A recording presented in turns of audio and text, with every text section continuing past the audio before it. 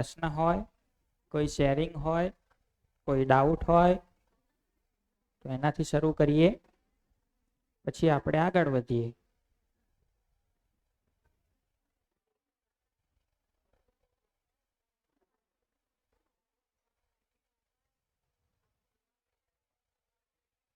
પહેલા સત્રમાં જ્યાં સુધી વાત કરી એટલામાં કોઈને કઈ શેરિંગ હોય, કોઈ પ્રશ્ન હોય તો ત્યાંથી શરૂ કરીએ.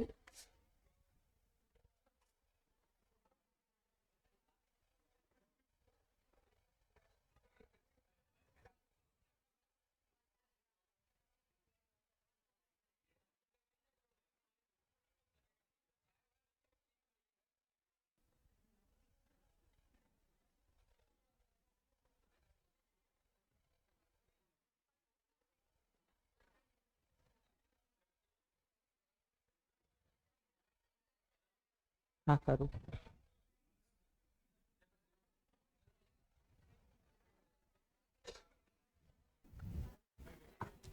હલો, આપણે બ્રેક પહેલા જે વાત કરી એમાં થોડુંક મારું ધ્યાન એવું ગયું કે સુવિધાઓમાં અભાવ અને તૃપ્તિ નથી, એટલે એના કારણે આપણે વધારે મેળવવાની ઈચ્છા થાય છે. એટલે એના કારણે સુખની જે કહેવાય ને નિરંતરતા એ રહેતી નથી, અભાવ અને તૃપ્તિ નથી. એટલે હે ને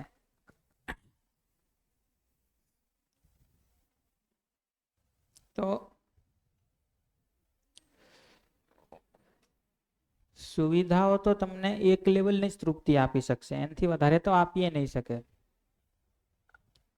જેમ કે એસી ની વાત કરી તો એસી તો તમારા શરીરને ઠંડુ રાખી શકશે, એનાથી વધારે તો એની પહોંચ જ નથી એટલી. તો એનાથી વધારે માટે જે કામ કરવાનું છે એ કામ આપણે નથી કરતા.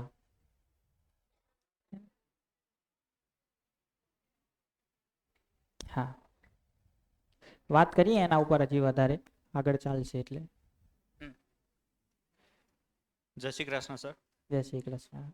સર, આપણે હમણાં વાત કરી કે સુખી અને સમૃદ્ધિ, તો એ જે છે એ તો આપણા થોટ્સ ઉપર ડિપેન્ડેબલ છે ને. કારણ કે આપણે વાત કરીએ કે ભાઈ અમુક લોકો મેરેજ કરવા માટે આમ એવું વિચારે કે ભાઈ મારા મેરેજ થઈ જાય હું સુખી થઈ જાઉં. અમુક લોકો એવું વિચારે કે મારા મેરેજ થઈ ગયા છે, છૂટાછેડા થાય હું સુખી થઈ જાઉં. સેમ કેસીસ હિયર કે બીજી એક વાત કરીએ કે અમુક લોકો કોઈક વધારે પૈસાદાર લોકોને જોઈને એ એમના જેવા બને તો એવું ઈચ્છે કે ભાઈ હું એમના જેવું બનું તો સુખી થઈ જાઉં. અને બીજી રીતે એમનું બીજું પાસું જોવા જઈએ તો આપણાથી જે ગરીબ લોકો છે એમના જેવા એ જે છે એમના જેવું આપણે વિચારીએ કે ભાઈ સારું છે ભગવાને આમના જેવા તો નહીં બનાવ્યા ને આપણને. તો આ બધું જે છે એ તો આપણા વિચારો ઉપર હા ડિપેન્ડેબલ ને, છે. એટલા માટે જ પૂછ્યું કે તમે એવું તો નથી માનતા ને કે સુવિધાઓ ભેગી કરવાથી સુખ સમૃદ્ધિ આવી જશે. જો સુવિધાઓ ભેગી કરવાથી સુખ સમૃદ્ધિ આવી જશે એવું નથી માનતા તો પછી સુખ અને સમૃદ્ધિ આવશે ક્યાંથી? તો એના ઉપર આપણે આગળ વાત કરીશું. લખ્યું ને કે આપણે આ વિશે આગળ અધ્યયન કરીશું. પણ તમે જે દિશામાં વિચારી રહ્યા છો એ તો બરાબર જ છે કે ભાઈ આ બહાર બધું ભેગું કરી લેવાથી એ નક્કી નહીં થાય કે હું સુખી છું કે નહીં. એ તો કંઈક આપણી પોતાની સ્થિતિ છે જે સુખ છે. તો સુખ શું છે એ બહારથી નક્કી થશે કે મારા પોતાના ભાવ વિચારની સ્થિતિથી નક્કી થશે? તો પોતાના ભાવ વિચારની સ્થિતિથી નક્કી થશે.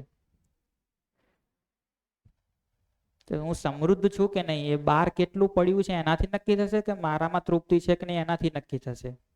તો મારામાં તૃપ્તિ છે કે નહીં એનાથી નક્કી થશે.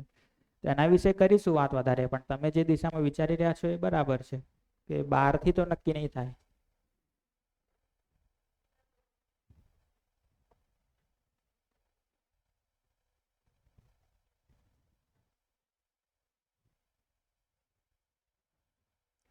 નમસ્કાર સર. નમસ્તે. હા, હવે સર મારો પ્રશ્ન જે થોડો આચરણ બાબતનો છે. હવે તમે જે લખ્યું હતું કે માતા પિતાનું આચરણ, શિક્ષકનું આચરણ અને સમાજનું આચરણ, એમ જે આપણે 3 પ્રશ્નો લખ્યા સર, એમાં હવે માતા પિતાના આચરણમાં સર થોડીક મારે જે છે હું મારા જ ઘરનું એક્ઝામ્પલ આપીને કહીશ સર. હવે દાખલા તરીકે મારા 2 સંતાન છે કે ઓમ ને અક્ષય. હવે આચરણ જે માતા પિતાનું એમાં સર જ્યારે અમારો બંને અત્યારે તો જો કે મારા ઘરવાળા નથી એમ કે, પણ જ્યારે અમે અત્યાર સુધીમાં કોઈ દિવસ એવું તો બન્યું નથી કે સર અમે વહેલા ઉઠીએ છીએ, જે કે બધું ટાઈમ ટુ ટાઈમ સમયસર કામ કરીએ છીએ, અને કોઈ પણ કામ એમ કે એ સમજદારીથી જ કરીએ છીએ, બધું જ વાત સાચી સર. તો હવે 2 બાળક છે સર, તો એમાં એક બાળક જે છે સર, જે નાનો બાળક અક્ષય, તો એ બધું સેમ ટુ સેમ અમારે જેવું જ કરે છે. મતલબ એ વહેલો ઉઠી જાય છે, સમયસર જોબ પણ જતો રહે, સમયસર એમ કે ભણવા જતો ત્યારે જતો. અમારી જે અમે દીવાબત્તી કરે છે, ભગવાન હનુમાન ચાલીસા બી 3જા ધોરણમાંથી હતો ત્યારથી કરીને બધું જ અમારે જેવું કરે છે. હવે મોટો બાબો છે સર, એનું આચરણ બિલકુલ અમારે જેવું નથી સર. કારણ કે એ નથી સર, જો સમયસર ઉઠતો, સમયસર એ મતલબ એ સ્નાન વિધિ જ્યારે કરું એને મનમાં આવે ત્યારે જ કરે. એને ભગવાનનું નામ બી જ્યારે લે ખરો, પણ અમારી જેમ જે સમયસર, તો એ આચરણથી તો સર એ ભેદ હોવાનું શું કારણ? એ ભેદ પણ હોવાનો જ. અને એ ભેદ હોવાનું કારણ એ કે એમના પોતાના બંને બાળકોના જે પહેલાના સંસ્કાર છે એ તો અલગ અલગ છે. હવે એનો જે ભેદ છે એને કઈ રીતે ટેકલ કરવો એ પાછી અમુક યોગ્યતાની વાત છે. જેમ કે એક એનું ફોર્મ્યુલા છે જે હું તમને, કારણ કે આપણે બધા પહેલા આ બધી વાતો સાંભળી ચૂકેલા છીએ એટલે થોડું વધારે વ્યવસ્થિત વાત કરીએ. તો આની તો જગ્યા ખાલી રાખીએ, વધારે કંઈક લખીશું. તો જેમ કે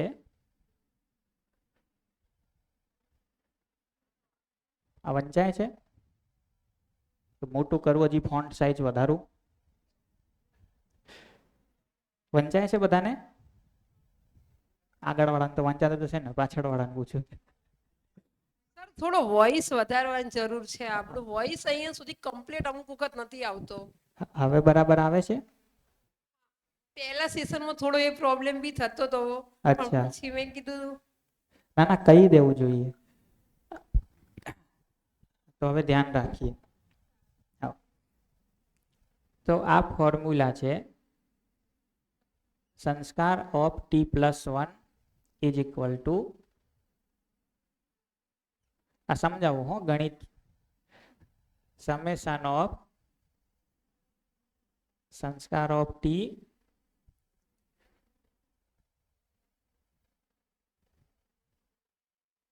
વાતાવરણ ઓફ T અધ્યયન ઓફ T. જેને થોડું ઘણું મેથ્સ ખબર હશે એને ખબર પડશે, બાકી આપણે સાદી ભાષામાં આને લખીએ તો કઈ રીતે લખાય? તો સાદી ભાષામાં કહીએ તો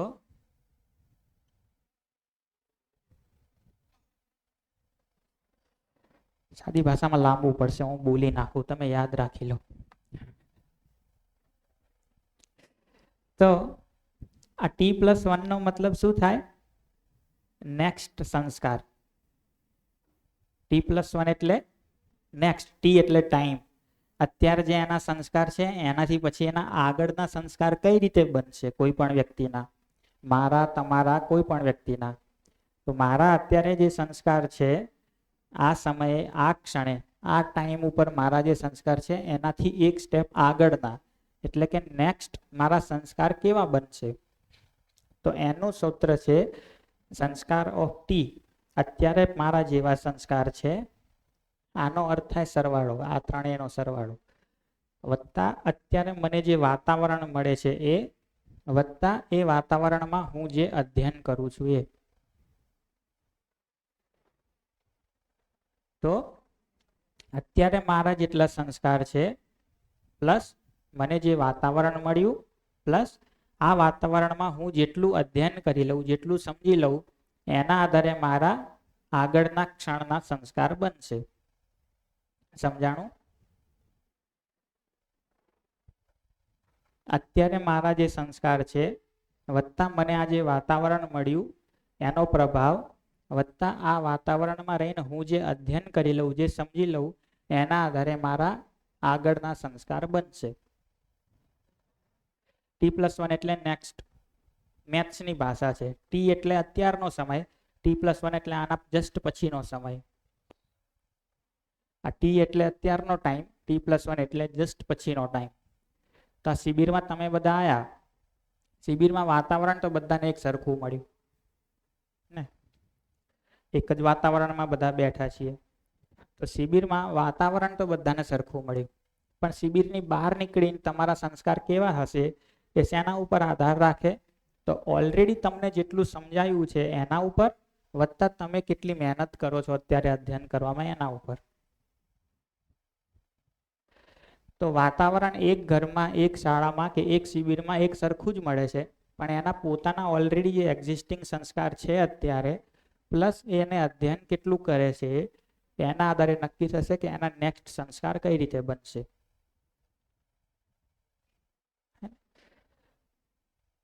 તો આ અધ્યયન કરવાનું, પોતાના સંસ્કારોને પરિમાર્જિત કરવાનું સૂત્ર છે, પોતાના માટે પણ ને બીજાના માટે પણ. તો પરિવારમાં તમે વાતાવરણ તો એક સરખું પૂરું પાડો જ છો એક જ ઘરમાં, પણ એમના પોતાના સંસ્કાર અલગ અલગ છે, પહેલેથી કંઈક છે, બનેલી માન્યતાઓ છે, એમની વૃત્તિ પ્રવૃત્તિઓ છે, પ્લસ એમનું અધ્યયન અલગ અલગ છે.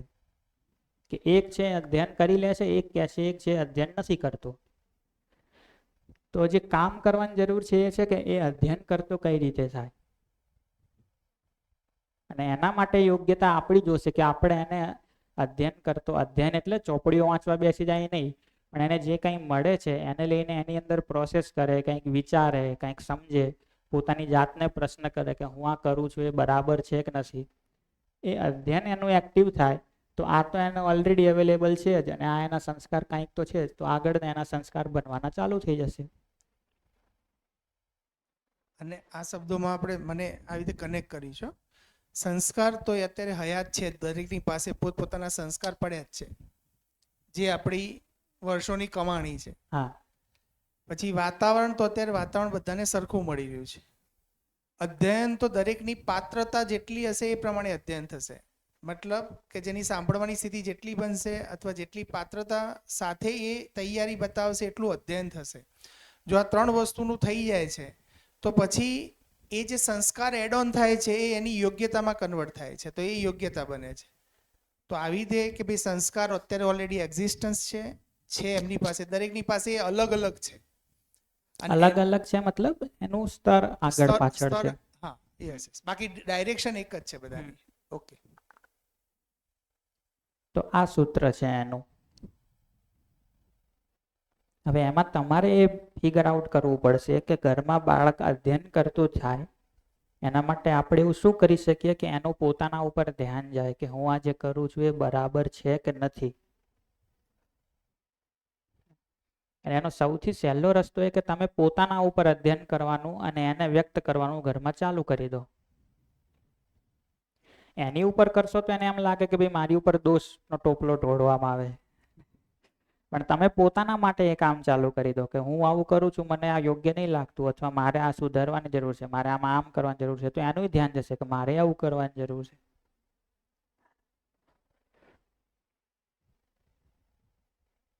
બાકી વાતાવરણ તો એનો એક ભાગ છે જ ને, એ તો બધાને સરખું જ મળે છે. એક ઘરમાં બાળકોને સરખું મળે, એક સંસ્થામાં બધા માણસોને સરખું મળે. પણ એમના પોતાના અત્યાર સુધીના સંસ્કાર અને એમને પોતાનો એફર્ટ અધ્યયન માટે કેટલો લગાવે છે એના આધારે નક્કી થાય કે આગળ કેટલી ગતિ થશે.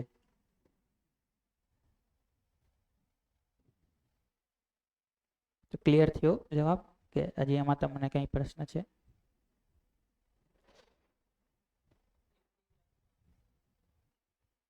રિપીટ કરી દઉં. મારા અત્યારે જે સંસ્કાર છે, મને અત્યારે જે વાતાવરણ મળે છે અને એમાં અત્યારે હું જે અધ્યયન કરું છું, એ ત્રણેયના ફળ સ્વરૂપે એ નક્કી થાય છે કે મારા આગળના સંસ્કાર કેવા બનશે.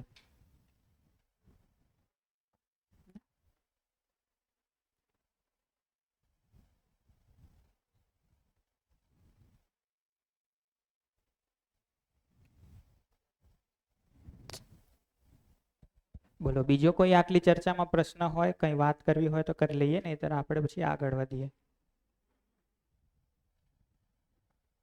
થોડું મારું ધ્યાન એવું જાય છે, હમણાં સરે કદાચ અવાજ પરથી કહું છું, ચિરાગ સર હશે મે બી, તો ચિરાગ સરે જે હમણાં કદાચ વાત કરી, અથવા જે બી સર હોય, કે ભાઈ વિચારો, તો જે મારું ધ્યાન જાય છે એવું છે કે વિચાર માનવ પાસે જે કંઈ વિશિષ્ટતા છે તો વિચાર કરવાની જ છે. પ્રાણીમાં વિચાર શક્તિ નથી, માનવમાં વિચાર શક્તિ છે. એ જ વિચાર શક્તિના આધારે આપણી કર્મ સ્વતંત્રતા અને કલ્પનાશીલતા, તો એ બે ટૂલ્સ છે. એ ટૂલ્સનો ઉપયોગ કરીને આપણે જાગૃતિના ક્રમમાં આગળ જવાનું છે, મતલબ સમજણની દિશામાં આગળ વધવાનું છે. તો ત્યાં જે વિચાર છે, એટલે વિચાર એ જ સમસ્યા છે અને વિચાર એ જ સમાધાન છે. તો મારા અંદર ઉત્પન્ન થતા વિચાર હું નથી પેદા કરતો એવું જો મારું માનવું છે, તો ત્યાં ક્યાંક ભૂલ થાય છે આપણી. મારા વિચાર મારાથી જ ડ્રાઈવ થાય છે, મારી સમજણથી ડ્રાઈવ થાય છે.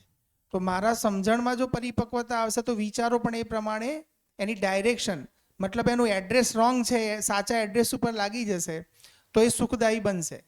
તો વિચાર તો છે જ, મતલબ વિચારથી જ આપણે આ બધું કરીએ છીએ, પણ એ વિચારની દિશા ખોટી છે એટલે આપણને દુઃખી કરે છે.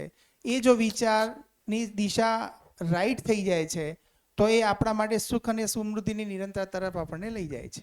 બિલકુલ. તો થોડી આગળ વાત કરી લઈએ. તો આગળના સત્રમાં જે વાત કરી ત્યાંથી જ કન્ટિન્યુ કરીએ કે ભાઈ સુવિધાઓ માટે તો ઘણો પ્રયત્ન કરીએ છીએ, પણ પ્રશ્ન એ છે કે આપણા પરિવારમાં જે દુઃખ છે એ સુવિધાના અભાવમાં વધારે છે કે સંબંધના અભાવમાં, સંબંધ વ્યવસ્થિત ના હોવાના કારણે વધારે છે? તમને વધારે દુઃખ શેનું છે? સુવિધાઓ ઓછી છે એનું કે સંબંધમાં ગરબડ છે એનું? સંબંધમાં ગરબડ છે એનું. ને ચેક કરવું હોય તો કરી જુઓ કે 10 વર્ષ પહેલા તમને કોઈ તકલીફ પડી હતી એનું આજે દુઃખ થાય છે સુવિધાનું, તો એટલું બધું નહીં થતું હોય. પણ 10 વર્ષ પહેલા કોઈ સંબંધ બગડ્યો હતો જેના ઉપર તમે બહુ વિશ્વાસ કર્યો હતો, એણે તમારું કંઈક અપમાન કર્યું હતું, તો એ દુઃખ આજે લાગે છે કે નહીં લાગતું? તો લાગે છે. તો વધારે દુઃખ ક્યાં છે? સુવિધાના અભાવમાં કે સંબંધના અભાવમાં? સંબંધના અભાવમાં. છતાંય પૂછીએ કે આપણે જેટલો સમય કામ કરીએ છીએ, મહેનત કરીએ છીએ, સુવિધાઓ ભેગી કરવા માટે વધારે કરીએ છીએ કે સંબંધો વ્યવસ્થિત, શેમાં વધારે મહેનત કરીએ છીએ? ક્યાંક ને ક્યાંક આપણે એવું તો નહીં માની રાખ્યું ને કે ભાઈ હું સામેવાળી વ્યક્તિને સુવિધા પૂરી પાડી દઉં તો અમારો સંબંધ સારો થઈ જાય.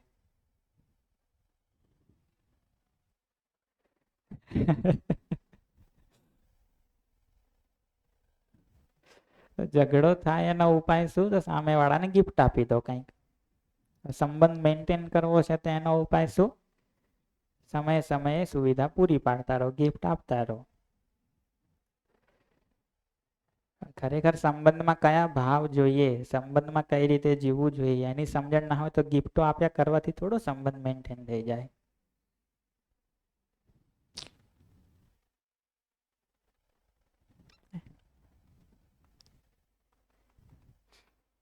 તો જોશો તો માનવ વચ્ચે અને પશુ વચ્ચે એક ભેદ છે મોટો કે પશુઓને ખાવાનું મળી જાય, છાંયડો મળી જાય, ગાયને ચારો મળી જાય, છાંયડો મળી જાય તો આરામથી ઝાડની નીચે બેઠી બેઠી વાગોળ્યા કરશે.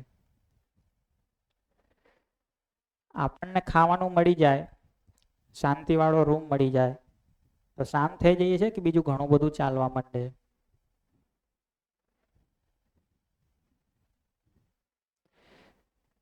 તો પશુઓ માટે જોઈએ તો સુવિધાઓ જરૂરી છે અને પૂરતી પણ છે. માણસ માટે જોઈએ તો સુવિધાઓ જરૂરી તો છે પણ પૂરતી છે કે એની સાથે સાથે સંબંધ પણ ઠીક જોઈશે? તો પશુઓ માટે સુવિધાઓ જરૂરી પણ છે, પૂરતી પણ છે. માણસ માટે જરૂરી તો છે, નકાર બિલકુલ નહીં કરતા, જોઈશે. પણ ખાલી સુવિધાઓથી કામ ચાલી જશે કે સાથે સાથે સંબંધ પણ જોઈશે? સંબંધો સારા જોઈશે, સંબંધો સુખદાયક જોઈશે.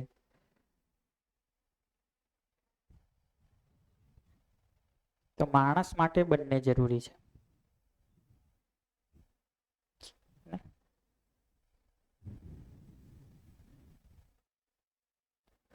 અને આપણે આખું કન્ટેન્ટ 3 દિવસમાં પૂરું કરવાનું છે એટલે થોડી સ્પીડ વધારે છે, વધારે રાખવી પડશે. પણ તમને ક્યાંય પ્રશ્ન થાય તો પૂછી લેજો.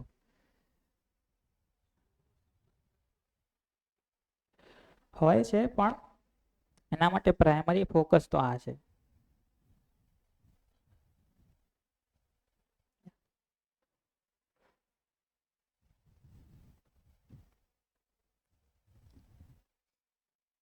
તો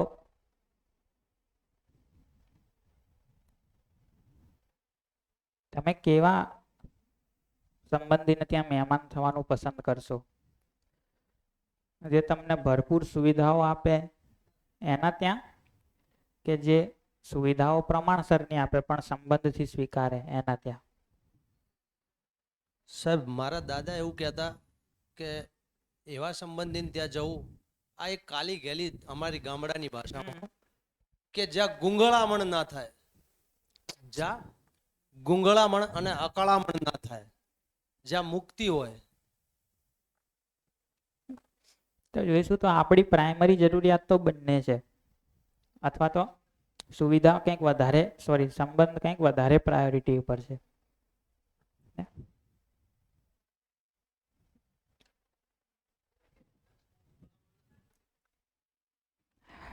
હા.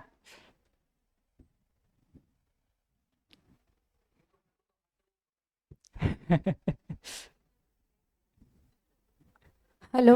હા. હા સર, તમે અહીંયા સંબંધ અને સુવિધાની વાત કરી, બરાબર. હવે ક્વેશ્ચન એ છે કે સુવિધા આપવા માટે આપણે હાર્ડવર્ક કરવું પડે. એઝ અ વર્કિંગ પર્સન જો પરિવારમાં સુવિધા દ્વારા આપણે સુખ આપવા જઈએ તો ક્યાંક ને ક્યાંક આપણે સંબંધ બગાડતા હોય છે, કારણ કે આપણે પરિવારજનોને ટાઈમ નથી આપી શકતા. તો આને બેલેન્સ કરવા માટે શું કરવું જોઈએ? એ ટાઈમે સુવિધાને વધારે મહત્વ આપવું જોઈએ કે સંબંધને? તો જવાબ તો આપું હું, પણ આખી શિબિરમાં તમારે શું કરવું જોઈએ ના કરવું જોઈએ એ હું તો નહીં કહું. તમારે શું કરવું જોઈએ ના કરવું જોઈએ તો તમે જાતે નક્કી કરો બધાએ. કારણ કે મને તો વિશ્વાસ છે કે તમે બધા જાતે સમજીને નક્કી કરી શકશો. સમજવા માટે જ્યાં કંઈ તકલીફ હોય ત્યાં થોડી હું મારી રીતે મદદ કરી લઉં. તો પહેલો તો પ્રશ્ન એ છે કે ધીરે ધીરે પરિવારના લોકોને પણ એ પૂછવું પડશે કે ભાઈ આપણને જોઈએ છે કેટલું. જો જેટલું જોતું હોય એટલું પૂરું પડી રહે છે તો વધારે માણસોએ હજી સુવિધા પાછળ દોડવાની જરૂર છે, કે હવે અમુક માણસોએ સંબંધો સાચવવા માટે રોકાવું પડશે?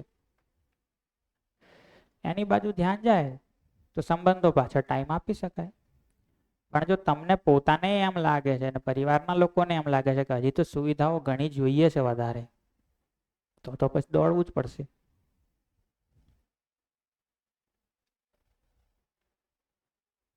પણ અમુક સ્ટેપ જોઈએ ને.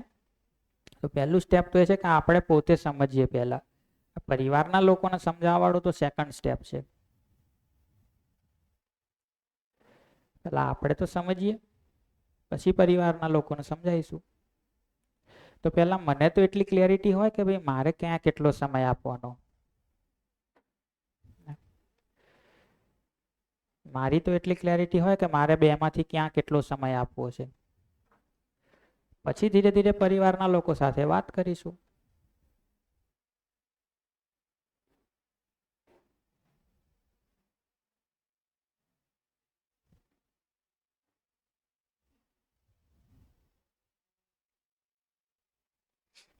તો જો મને પોતાને જ હજી એમ લાગે છે કે મારે તો આ સુવિધા પણ જોઈએ છે ને પેલી સુવિધા પણ જોઈએ છે, તો એના માટે હું તો દોડ્યા જ કરીશ ને.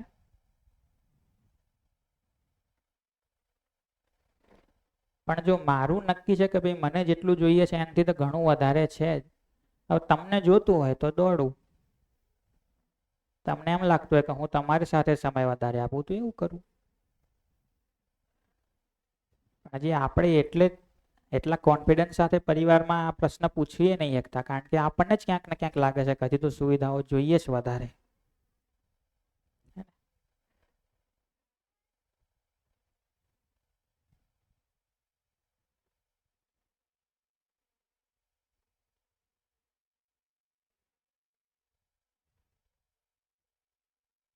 તો જેમ કે એક છોકરીએ એવો પ્રશ્ન કર્યો કે મારે પ્રશ્ન એવો છે કે મારા મા બાપ કોણ, એવો પ્રશ્ન છે.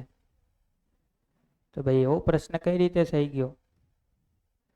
તો એ કહે કે હું જે ઘરમાં રહું છું અને જે મા બાપે મને ઉછેરીને મોટી કરી એમના 3 સંતાનોમાંની હું એક, અને એમના એક મિત્ર જે ફોરેન રહેતા હતા એ ઘણીવાર વિડીયો કોલથી વાત કરતા હોય.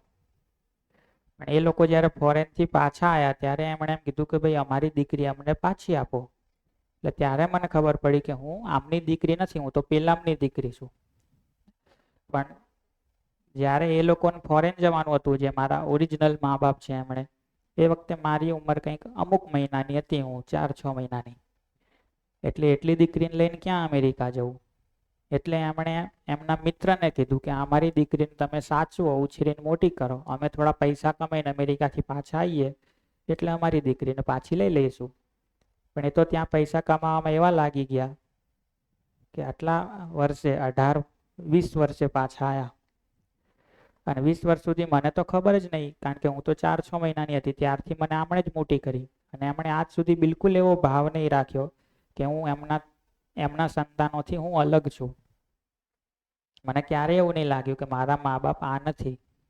એમણે મને એ જ રીતે રાખી કે એમના 3 બાળકો છે. અને મને એમ જ લાગ્યું કે અમે 3 ભાઈ બહેન છીએ અને આ જ મારા મા બાપ છે. તો એટલા ભાવથી એમણે મને ઉછેરીને મોટી કરી. એટલે હવે એ લોકો પેલા જે પાછા આવ્યા છે અમેરિકાથી અને કહે છે કે અમારી દીકરી અમને પાછી આપો, એટલે આ લોકો હવે ના પાડે છે કે આ કોઈ વસ્તુ થોડી છે કે 18-20 વર્ષ પહેલા મૂકી ગયા હતા ને હવે કહો પાછી આપો. દીકરી છે, અમારી દીકરી છે, નહીં આપીએ પાછી. એટલે પેલા કે તમારે એની પાછળ કેટલો ખર્ચ થયો 18-20 વર્ષમાં? પૈસા તો અમે ખૂબ કમાણા છે. તમારા 18-20 વર્ષમાં એની પાછળ જેટલો એનો ખાવડાવવા પીવડાવવાનો, એને ભણાવવાનો બધો ખર્ચ થયો હોય, અમે તમને આપી દઈએ, એટલા વર્ષનું વ્યાજ ગણીને આપી દઈએ, દીકરી અમને પાછી આપો. એટલે પેલા કે પૈસા અમે જેટલા ખર્ચ્યા એનો તો હિસાબ તમે કરી લેશો, પણ આટલા 18-20 વર્ષ જે મન લગાવ્યું એનો હિસાબ શું કરશો? આટલા જે એની સાથે ભાવથી જોડાયા એનો શું હિસાબ કરશો? પાછી તો નહીં મળે. એટલે પેલા કે જો તમને ખબર છે ને અમને ખબર છે કે છે તો અમારી જ દીકરી, કોર્ટમાં જઈશું અમે. પેલા કે જાઓ, તમારે જેટલા પૈસા નથી પણ લડી લઈશું. એટલે એ તો ગયા ખરા કોર્ટમાં. એટલે જજ સાહેબ એમ કીધું કે દીકરી 18 વર્ષ કરતા મોટી થઈ ગઈ છે, એ દીકરી પોતે નક્કી કરે કે એણે કયા મા બાપ સાથે રહેવું છે. અને જજે મને 1 મહિનાની મુદત આપી છે કે 1 મહિનામાં તું નક્કી કર કે તારે કોની જોડે રહેવું છે, આ મા બાપ જોડે રહેવું છે કે આ મા બાપ જોડે રહેવું. પણ એ 1 મહિનામાં 20 દિવસ 25 દિવસ તો કંઈક જતા રહ્યા, એના જીવ નક્કી નહીં કરી શકતી કે બેમાંથી કોની જોડે રહેવું. એટલે જેને પ્રશ્ન કર્યો હતો એ ભાઈએ એને પૂછ્યું કે જો તને કન્ફ્યુઝન છે એનો મતલબ તો એમ છે કે તને બેમાં કંઈક સારું દેખાય, તો જ તો કન્ફ્યુઝ થવાય ને, બાકી કન્ફ્યુઝન છે એનું. તો બેમાં શું સારું દેખાય? એટલે કહેવું કે આ જે અહીંના છે ભારતવાળા, એમનો ભાવ બહુ સારો છે, પણ પેલા જે છે એમની જોડે પૈસા ઘણા છે.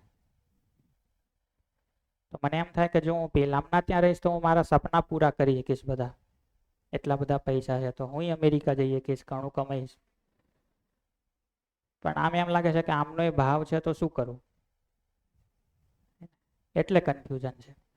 એટલે પેલા જે ભાઈ હતા એમણે એને સમજાવ્યું કે જો નક્કી તો તું જ કર કે તારે કયા મા બાપ જોડે રહેવું, પણ મને એટલું કે આ પરિવાર જે છે એ પૈસાથી ચાલે કે ભાવથી ચાલે? સંબંધો જે છે એ શેનાથી ચાલે? તારે જિંદગીમાં વધારે મહત્વનું શું, પૈસા કે ભાવ? એ નક્કી કરી લે. એટલે પછી એણે નક્કી કર્યું ને નિર્ણય એ લીધો કે જે મા બાપે મને ઉછેરીને મોટી કરી હું એમની જોડે રહીશ.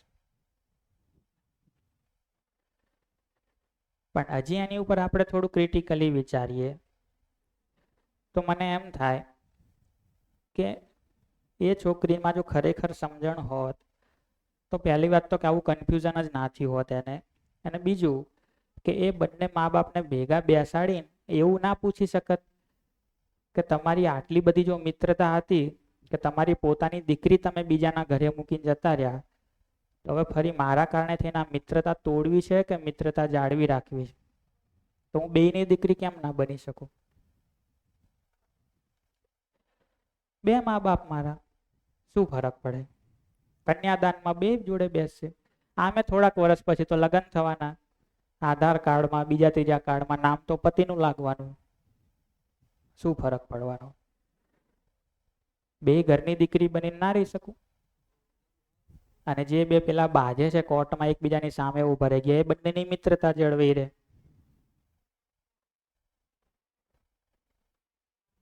પણ એટલું વિચારી ના શકી. અને હજી હું એ કહું તમને કે તમારા જીવનમાં આવો પ્રશ્ન આવ્યો હોય, એ સમયે કોઈએ તમને મદદ કરી હોય, એ માણસ પ્રત્યે તમે કૃતજ્ઞ રહો કે ના રહો? હવે પેલી છોકરીએ નિર્ણય લઈ લીધો અને બધું પતી ગયું, પણ જેણે મદદ કરી હતી એ જીવે છે કે મરી ગયા એ એને નહીં ખબર. પાછા વળી પેલામની જોડે કદી વાતે નહીં કરી. તો હજી એ સંબંધો સમજી ગયા કે હજી આગળ જઈને કંઈક લોચા કરી છે કે પાછી? તો એક વાત કહી દઉં કે આપણી બધાની એ ઈચ્છા તો છે જ કે સંબંધોમાં સારું જીવીએ. આપણે બધા એવું ઈચ્છીએ જ છીએ, અને જ્યારે ઝઘડો થાય ત્યારે આપણે બધા કસમ ખાઈએ જ છીએ કે હવે ઝઘડો નહીં કરું, હવે સંબંધોમાં સારી રીતે જ જીવીશ. પણ બધી જ કસમો તોડીને ફરી ઝઘડો કેમ કરી બેસીએ છીએ? કારણ કે આ બંને સિવાય પણ એક વાત જોઈએ છે જે આપણામાં ખૂટે છે, સમજણ. ઘણીવાર એવી કસમ ખાઈએ છે કે સંબંધમાં સારી રીતે જીવીશું, હવે ઝઘડો નહીં કરીએ, છતાંય ઝઘડો થઈ જાય છે. કેમ? સંબંધમાં કઈ રીતે જીવવું, સંબંધમાં ભાવ શું છે, એકબીજા જોડે અપેક્ષાઓ છે, આ બધું શું છે એ સમજણ નથી. પરિવાર શું છે, પરિવાર કઈ રીતે ચાલે, સમાજ શું છે, આખું અસ્તિત્વ શું છે, આ દુનિયા શું છે, એમાં હું કોણ છું, મારે કરવાનું શું છે, આટલા બધા તારાઓ ગ્રહો ફરી રહ્યા છે, એમાં મારો રોલ શું છે, એ બધી સમજણ. એ સમજણ હોય તો પૂરેપૂરી ક્લેરિટી સંબંધોમાં પણ આવે ને સુવિધાઓમાં પણ આવે. તો એટલા માટે જે તમે પૂછતા હતા કે ભાઈ સુવિધા પાછળ વધારે ટાઈમ આપવો કે સંબંધ પાછળ વધારે ટાઈમ આપવો, જો સમજણ છે, જો ક્લેરિટી છે, તો આ બંનેમાંથી કોનામાં કેટલો ટાઈમ આપવો અને કઈ રીતે બધું મેનેજ કરવું એ બહુ ઇઝીલી થઈ જશે. નહીતર તો એ જ કન્ફ્યુઝન રહેશે કે ભાઈ સંબંધવાળા મા બાપ જોડે જવું કે સુવિધાવાળા મા બાપ જોડે જવું, ને એમાં એવો વિચાર તો નહીં જ આવે કે બંનેની દીકરી બનવું. હવે પેલા 18-20 વર્ષે પાછા આવ્યા છે, હવે તો સંબંધ ઉપર ધ્યાન ગયું છે ને, તો એમને શું કરવા તર છોડી દઈએ? કેમ એક જ મા બાપની દીકરી બનીને રહીએ? પેલામનું ભલે મોડું ધ્યાન ગયું, પણ ગયું તો છે. તો સમજણ હશે તો સંબંધમાં સુવિધામાં સારી રીતે જીવી શકશું. અહીંયા વાત એટલી ધ્યાનમાં આવે છે કે ઘણીવાર આ જીવન વિદ્યાની વાત સાંભળતા સાંભળતા જો શરૂઆતના ફેઝમાં મને પણ એવું ફીલ થતું હતું, પણ સમય જતાં ખબર પડી કે ભાઈ કોઈ પણ વસ્તુ છોડવાની તો નથી. ઘણીવાર એમ થાય કે ભાઈ આ શિબિર કેમ, તો શિબિરના અંદર પ્રશ્ન કદાચ ક્યાંક ઊંડાણમાં એવો બી હોય કે ક્યાં આપણા સુવિધાના પક્ષ ઉપર પ્રહાર તો નહીં થાય ને. તો રિયાલિટી એવી છે કે સુવિધાને બી નથી છોડવાની કે સંબંધને બી નથી છોડવાનો, બંને જોઈએ છે. આપણને એવું થાય છે કે હું સંબંધ પક્ષ સાચવવા જઈશ તો સુવિધા સાથે કોમ્પ્રોમાઇઝ કરવો પડશે, સુવિધા સાચવા જઈશ તો સંબંધ સાથે કોમ્પ્રોમાઇઝ કરવો પડશે. આ જે કોમ્પ્રોમાઇઝ શબ્દ છે એ સમજણના અભાવના લીધે છે. જ્યારે સમજણ આવે છે ત્યારે બંનેમાં બેલેન્સ ઓટોમેટિક થઈ જાય છે. એટલે મેં અહીંયા પેલા 3 મુદ્દા બી લખ્યાનો પર્પઝ એ જ છે કે સુવિધા પાછળ બી નથી મગજ બગાડવું, સંબંધ પાછળ બી નથી બગાડવું, સમજણ પાછળ પ્રયત્ન ચાલુ કરીએ, પેલી 2 વસ્તુ ગોઠવાઈ જશે. આવું મારું આટલા સમયના અંતે એક કન્ક્લુઝન આવું નીકળે છે. તો ક્યારે પણ સુવિધા છોડવી પડશે એવી વાત અહીંયા છે નહીં. એટલે પેલી દીકરીના એક્ઝામ્પલ ઉપરથી એટલું ધ્યાન જાય કે એકની સિલેક્શન કેમ કરું, બંને કરું ને. મારે સુવિધા બી જોઈએ છે, સંબંધ બી જોઈએ છે, તો બંનેનું બેલેન્સ આવશે કેવી રીતે? તો સમજણના લેવલથી આવશે. તો મારે પ્રયત્ન કરવાનો છે, સમજણ પક્ષ ઉપર કરવાનો છે. આવી એક રિયલ ઘટના મારા ધ્યાનમાં આવેલી છે કે અમારી એક દીકરી હતી અને એને સાટા પદ્ધતિ હોય, એટલે સાટા પદ્ધતિમાં મેરેજ થયેલા, એટલે બેમાંથી એક દીકરીને અનુકૂળ ના આવ્યું અને એક દીકરી તો સરસ હતું, પણ જેને સરસ હતું એના તેને બાળક થઈ ગયું. પેલી દીકરીને અનુકૂળ નહોતું આવતું, એને તો બાળક બી એને જાણી જોઈને ઇન્ટેન્શન હતું એટલે એને બાળક બી ના કર્યું અને હવે સમયના અંતરે 2-5 વર્ષના અંતે એવો નિર્ણય લેવાયો. પેલી દીકરી કહે છે કે હવે મારે નથી રહેવું, જેને સંતાન નથી એ. હવે એ દીકરીએ નિર્ણય લઈ લીધો કે મારે છૂટાછેડા જોઈએ છે. છૂટાછેડા માટે પ્રપોઝલ મૂકી દીધી સમાજમાં. તો સામે પેલું દીકરીવાળું, મતલબ જેને સંતાન હતું એ દીકરીને પણ શું થયું, કાંઈક સાટા હતા એટલે એવું રહી તો ના શકે. નહીં તો એવું લાગે કે ભાઈ પેલો એને તો છૂટા આપીને છૂટી થઈ ગઈ, અને મારે તો હું તો ફસાઈ ગઈ. અને એને રહેવું પણ હોય તો પરિવારવાળા તૈયાર ના હોય. કાકતાને કેવી રીતે રાખીએ ઘરે? તો બંનેના છૂટાછેડા છેલ્લે નક્કી થયા, અને જે પેનલ્ટી હતી ને એ પ્રમાણે સમાજે નક્કી કરીને લઈને બંને છૂટા થયા. બંને છૂટા થયા, ઓપ્શન જ નથી ને. બરાબર.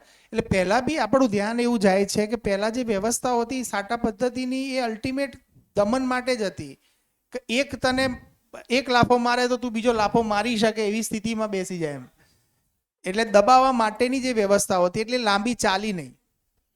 અને જેમ જેમ માણસો સુવિધા સંપન્ન થવા લાગ્યા એમ સાટા પદ્ધતિનો વિરોધ બી કરવા લાગ્યા કે હું મારી દીકરીને સાટામાં નહીં આપું. કેમ? કારણ કે કાલે ઉઠીને દુઃખી થાય તો, કારણ કે આ બાજુ કંઈક ઘટના ઘટે ને એનું રિએક્શન પેલા પરિવારમાં આવે.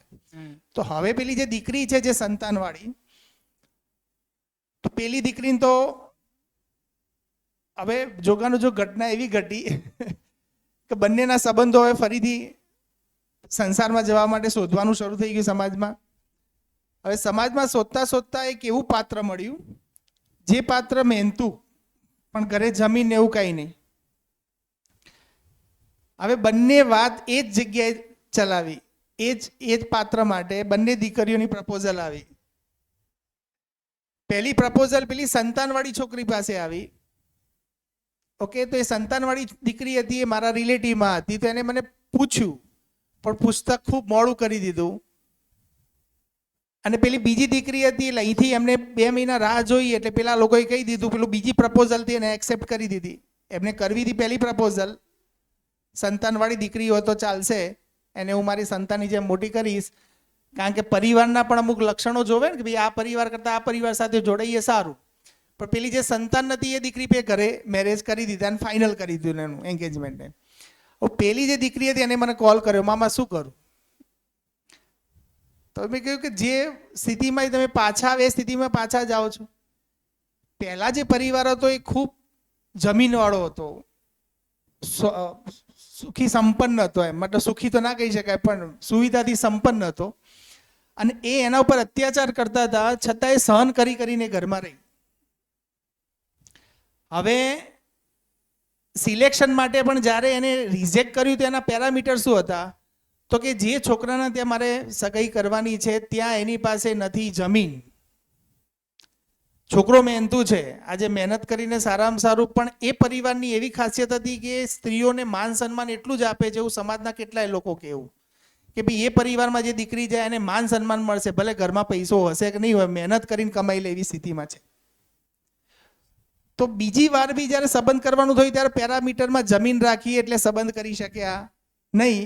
અને પેલા બીજા જે હતા એમને સંબંધ કરી દીધો. હવે એનો એટલો ભારોભાર પસ્તાવો થાય છે કે હવે શું કરું? પણ નિર્ણય લેવાઈ ગયા પછી, મતલબ આપણે વારંવાર ભૂલ કરવાના અંતે પણ સુવિધાને પ્રાયોરિટી અપાઈ જાય છે સમજણના અભાવના લીધે, અને વારંવાર એ જ ખાડામાં પાછા પડતા જઈએ છીએ. આવું વારંવાર સમાજમાં ઘટનાઓ ઘટી જાય છે. બરાબર, આ રિયલ એક્ઝામ્પલ જ વાત કરી. પણ એની જગ્યાએ સંબંધ ઉપર ધ્યાન આપી હોત તો એક ક્ષણ ના લાગત હા પાડવામાં.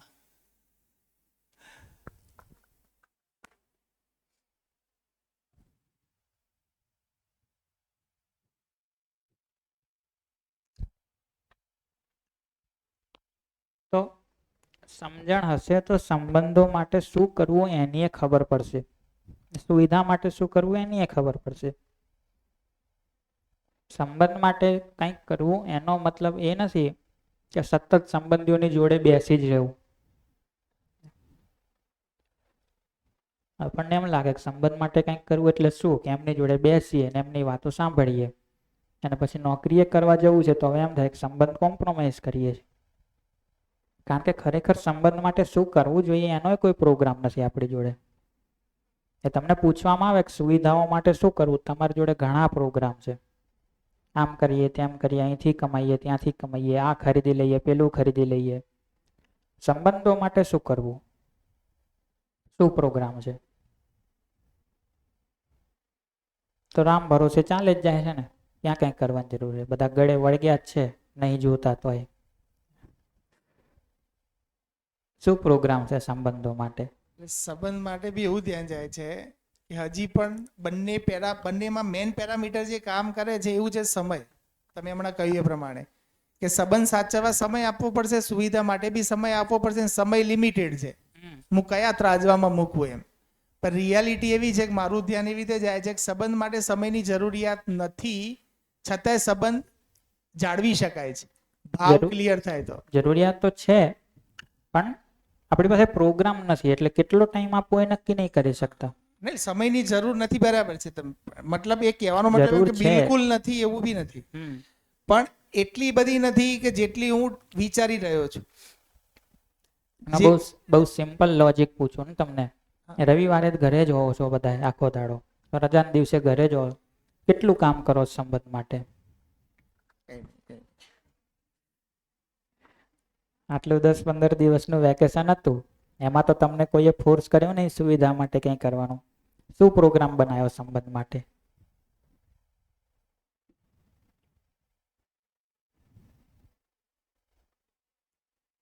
કેમ ઊભા થઈને બહાર જતા રહ્યા?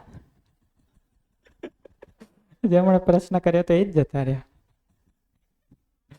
હા હા, ના તો મજાકમાં કહું છું.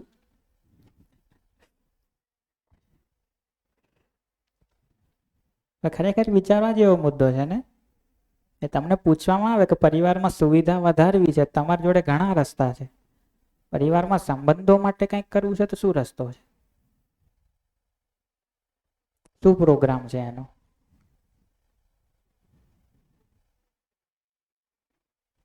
અને આનો તો કઈ હતો પોતો જ નથી. હજી તો આ બેનું જ પૂછું છું, હજી આનું પૂછો તો સમજણ છે શું એ ખબર નથી. મળે ક્યાંથી ને એના માટે શું કરવાનું એ તો અલગ વાત રહી.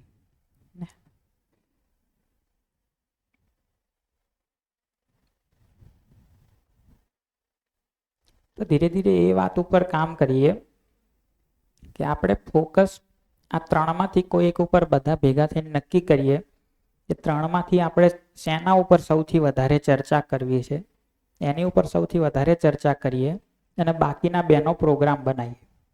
તો શું લાગે છે ત્રણમાંથી શેના પર સૌથી વધારે કામ કરવાની જરૂર છે?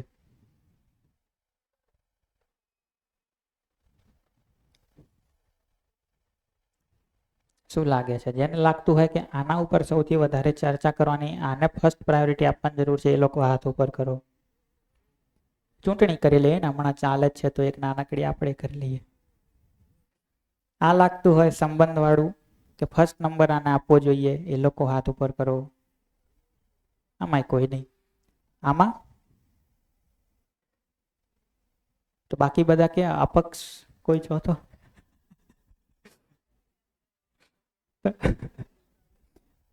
સૌથી વધારે પ્રાયોરિટી શેને આપવાની જરૂર છે? સમજણને. બીજા નંબરે શેને? સંબંધને. અને ત્રીજા નંબરે સુવિધાને. તો કંઈક આ રીતે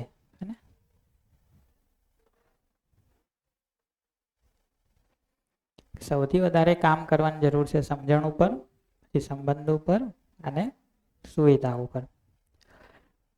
મહત્વની વાત એ છે કે આને આપણે ગણીએ છીએ, આને 0 નંબર કે 12 જ મૂકી દીધું એવું નહીં કરતા.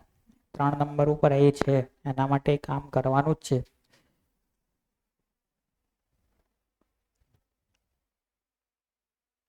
પણ જો સમજણ હશે, સમજણ સાથે સંબંધોમાં જીવીશું તો ઉભય સુખ મેળવી શકીશું. ઉભય સુખ એટલે બંને પક્ષે સુખ. હું પણ સુખી, સામેલો સંબંધી પણ સુખી. જો સમજણ સાથે જીવીશું તો સંબંધોમાં ઉભય સુખ સુનિશ્ચિત કરી શકીશું. હું પણ સુખપૂર્વક જીવી શકું, સામેલી વ્યક્તિને પણ સુખપૂર્વક જીવવાનો અવસર આપી શકું. એ જ રીતે સુવિધામાં સમજણપૂર્વક જીવીશું તો ઉભય સમૃદ્ધિ સુનિશ્ચિત કરી શકીશું. ઉભય સમૃદ્ધિ કઈ રીતે? તો હું પણ સમૃદ્ધ થઈશ, પ્રકૃતિને પણ સમૃદ્ધ રહેવાનો અવસર આપીશ. હવે મારી સમૃદ્ધિ માટે હું પ્રકૃતિનું શોષણ કરી લઈશ એવું નહીં કરું. મારી સમૃદ્ધિ માટે થઈને હું બીજા વ્યક્તિઓનું, બીજા પરિવારોનું શોષણ કરી લઈશ એવું નહીં કરું. તો સમજણ સાથે સુવિધાઓ ભેગી કરીશું તો પોતે પણ સમૃદ્ધ થઈશું, બીજાઓને, પ્રકૃતિને પણ સમૃદ્ધ થવાનો, બન્યા રહેવાનો અવસર આપી શકીશું. એટલા માટે ફર્સ્ટ નંબર પર મૂકીએ સમજણ. કારણ કે સમજણ હશે તો સંબંધોમાં ઉભય સુખ હશે, સમજણ હશે તો સુવિધામાં ઉભય સમૃદ્ધિ સુનિશ્ચિત થશે. તો સમજણ હશે તો અહીંયા કેટલો ટાઈમ આપવો, અહીંયા કેટલો ટાઈમ આપવો અને અહીંયા કેટલો ટાઈમ આપવો, એ બધાનું મેનેજમેન્ટ થઈ શકશે.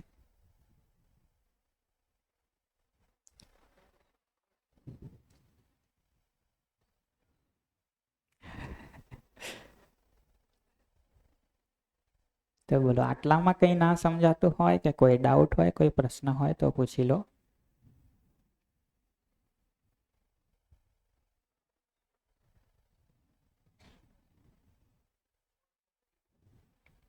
કરી દઉં, કોઈ પ્રશ્ન હોય તો લઈ લઈએ, પછી રિપીટ કરી દઉં.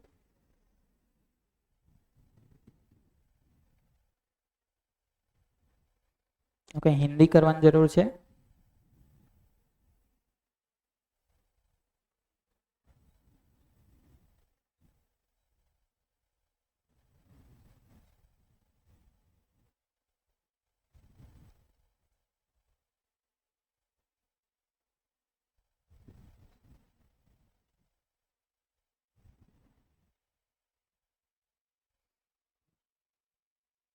તો આગળ વધીએ. તો સ્વયંમાં લખવાનો શું મતલબ? કારણ કે સમજવાનું તો મારે છે, બીજા વ્યક્તિમાં સમજણ આવશે તો એ પોતે સમજશે. સંબંધમાં અમે પરસ્પરતામાં જીવીશું, માણસ માણસ સાથે. સુવિધાઓ માનવેતર પ્રકૃતિ સાથે થશે. તો જેટલી પણ સુવિધાની વસ્તુઓ છે એ બધી શું છે? તો માણસ સિવાયની પ્રકૃતિની વસ્તુઓ છે. આહાર લો છો એ શું છે? માણસ સિવાયની પ્રકૃતિની વસ્તુ છે, એ જ તો ખાઈએ છે. આ ઘર છે, લાઈટ પંખા છે, ગાડી છે, આ બધું માણસ સિવાયની પ્રકૃતિ સાથેનું વસ્તુ છે. તો સુવિધા ક્યાંથી સુનિશ્ચિત થશે? માનવેતર પ્રકૃતિ સાથે. માનવેતર એટલે માણસ સિવાયની પ્રકૃતિમાં. સંબંધ ક્યાં સુનિશ્ચિત થશે? માણસ માણસ વચ્ચે. અને સમજણ પોતાનામાં.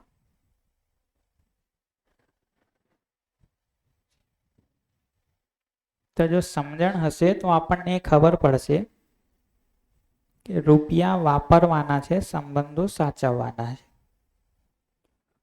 સુવિધાઓનો ઉપયોગ કરવાનો છે, સંબંધો સાચવવાના છે. સમજણ નહીં હોય તો રૂપિયા સાચવીશું, સંબંધો વાપરીશું. સમજણ નહીં હોય તો સુવિધાઓ સાચવીશું, સંબંધો વાપરીશું. સંબંધીઓનો ઉપયોગ કરીને વધારે સુવિધાઓ મેળવીશું અને સુવિધાઓને સાચવ્યા કરશું.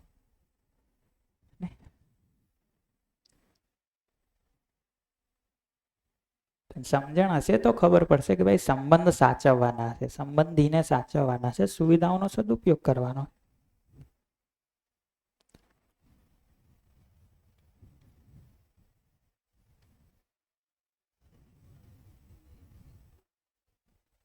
માત્ર સુવિધાઓથી પૂરતું નહીં થઈ જતું. સુવિધાના સંદર્ભમાં લખ્યું છે. પશુઓ માટે સુવિધાઓ જરૂરી પણ છે, પૂરતી પણ છે. માણસ માટે સુવિધાઓ જરૂરી છે, પણ એની સાથે આ બે પણ જોશે. ખાલી આનાથી પૂરું નહીં પડી જાય, એ અર્થમાં.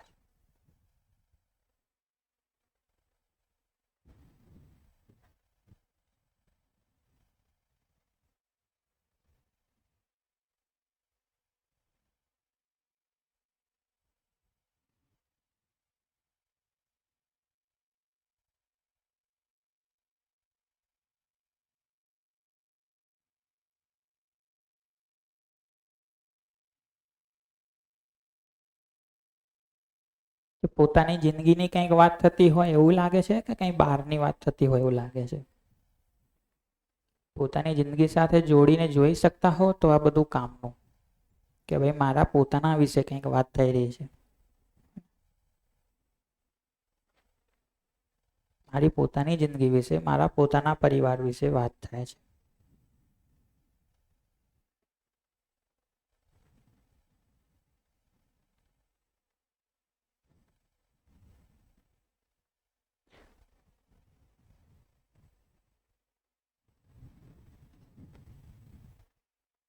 તો સાચી રીતે વિચારવા જઈએ તો ખ્યાલ આવે કે ભાઈ પહેલી પ્રાયોરિટી, પહેલી પ્રાથમિકતા તો સમજણને આપવાની છે. અત્યારની સ્થિતિ જોઈએ તો શું છે? પહેલા નંબરે, બીજા નંબરે, ત્રીજા નંબરે, અને આ બેનું તો કઈ ઠેકાણું નથી.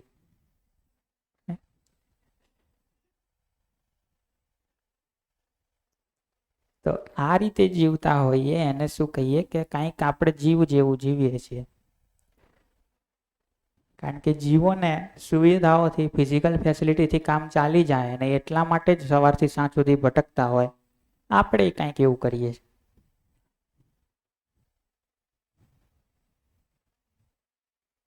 તો શરીર તો માણસનું લઈ લીધું, પણ ચેતના કઈ છે?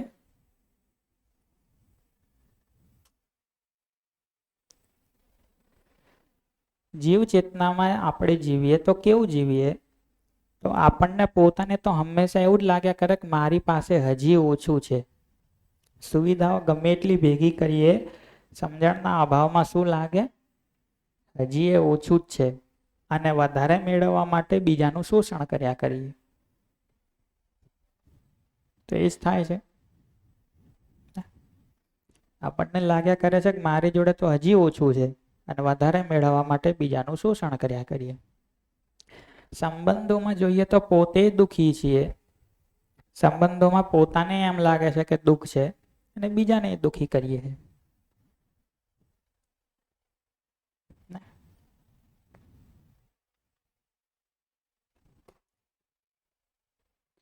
તો આ રીતે જીવતા હોય એને કહીએ અનિશ્ચિત આચરણ, જીવ ચેતનામાં જીવવું. કે જ્યાં માત્ર સુવિધાઓ માટે જ દોડીએ છીએ અને પોતે દરિદ્ર છીએ, બીજાનું શોષણ કરીએ છીએ, પોતે દુઃખી છીએ, બીજાને દુઃખી કરીએ છીએ. પણ જો સમજણ સાથે જીવીશું,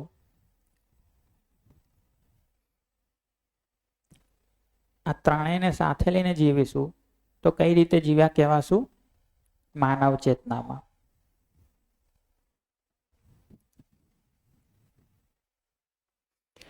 જે આ જીવ ચેતનામાં જીવવાનું થાય છે ને, એ જીવ ચેતનાના કારણે જોશો તો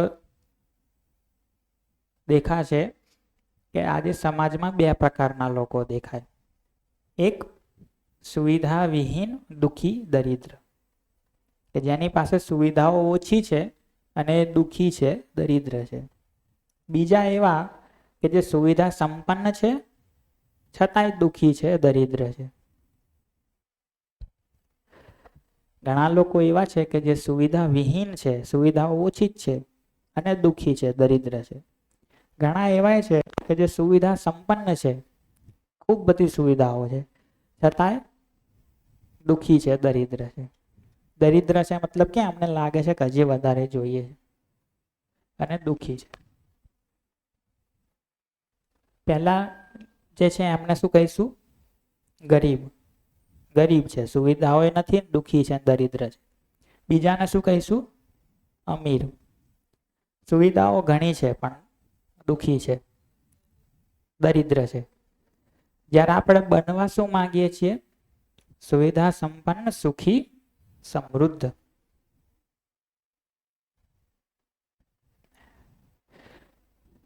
તો અત્યારે સમાજની સ્થિતિ જોશો કે આપણી સ્થિતિ જોશો, ગરીબીમાંથી અમીરીમાં જવાનો પ્રયત્ન કરીએ છીએ. ગરીબીમાંથી અમીરીમાં જવાનો પ્રયત્ન કરીએ છીએ. ખરેખર સુવિધા સંપન્ન થઈને સુખી અને સમૃદ્ધ થવાનો પ્રયત્ન કરીએ તો કંઈક એમ લાગે કે કંઈક મહત્વનું કામ કર્યું.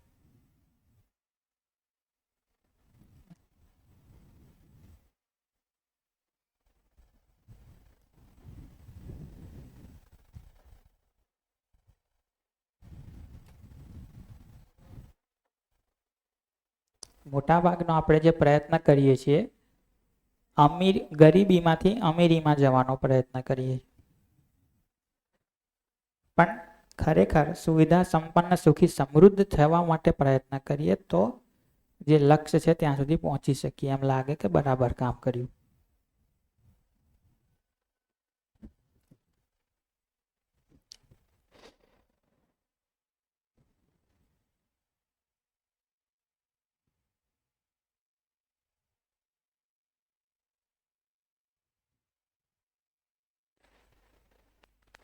મુદ્દાની વાત આટલી છે કે આ ત્રણેયને સાથે લઈને ચાલવું પડશે.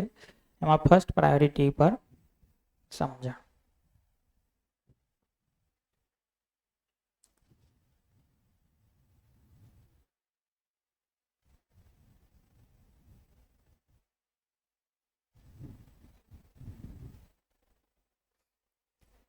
તો આપણો પરિવાર કે આપણે પોતે કે આપણો સમાજ જ્યાં જીવ ચેતનામાં જીવે છે ત્યાંથી માનવ ચેતનામાં જઈ શકે એને આપણે એક પ્રસ્તાવ રૂપે કહીએ છીએ કે સાચો વિકાસ આ છે. તો એને આ રીતે કહીએ કે આજે જીવ ચેતનામાં જીવીએ છીએ ત્યાંથી વિકસીને માનવ ચેતનામાં જીવી શકીએ એને કહીએ સાચો વિકાસ. તો જ્યાં આપણું ધ્યાન માત્ર સુવિધાઓ ઉપર છે એના બદલે સમજણ સંબંધ સુવિધા ત્રણેયમાં સારું જીવીએ. આપણા પરિવારમાં જ્યાં માત્ર સુવિધાઓ ઉપર જ ચર્ચા થાય છે એના બદલે સમજણ સંબંધ સુવિધા ત્રણેય ઉપર વાત થાય તો એમ કહીશું પરિવારનો વિકાસ થયો. તો આને પરિવારનો વિકાસ થયો કહીશું કે પરિવારમાં ખાલી સુવિધાઓ વધી જાય એને પરિવારનો વિકાસ થયો કહીશું.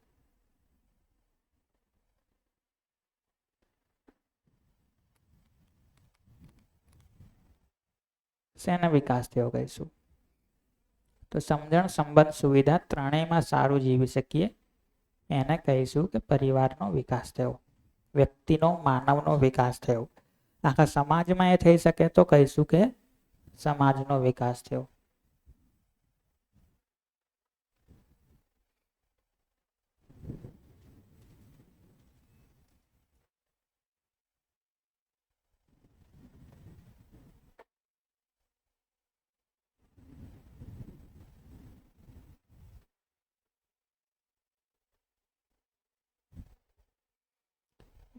બાકી એક ભાઈ શેરિંગ કરતા હતા એ બહુ અગત્યનું લાગે મને કે એ એમ કહેતા હતા એક શિબિરમાં કે મેં સમાજ સેવા માટે આખી જિંદગી આપી દીધી.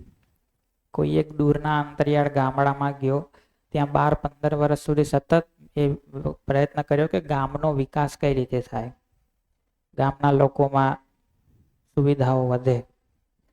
અને 12-15 વર્ષ સુધી ના દિવસ જોઈ ના રાત તનતોડ મહેનત કરી. 12-15 વર્ષ સુધી હવે તમે ગામમાં વિકાસ કરવાનો પ્રયત્ન કરતા હો એટલે જે લોકો એવા હોય રાજકારણી કે જે તે લોકો તમને દબાવવાનો પ્રયત્ન કરે તો જીવના જોખમ પણ લીધા. લોકો મારી નાખશે, કંઈક કરી નાખશે, એવી સ્થિતિમાં પણ લાગેલો રહ્યો. આટલું બધું કર્યા પછી 12-15 વર્ષ પછી પાછા વળીને જોયું ગામની સ્થિતિમાં કે ભાઈ શું ફરક પડ્યો. તો ગામમાં 2 ફરક દેખાણા એમને. એક ફરક એ દેખાણો કે જે લોકો પેલા લાકડીથી બાજતા હતા એ લોકો હવે બંદૂકથી બાજે છે. અને બીજો ફરક એ દેખાણો કે જે લોકો પેલા દેશી પીતા હતા એ લોકો હવે અંગ્રેજી પીવે.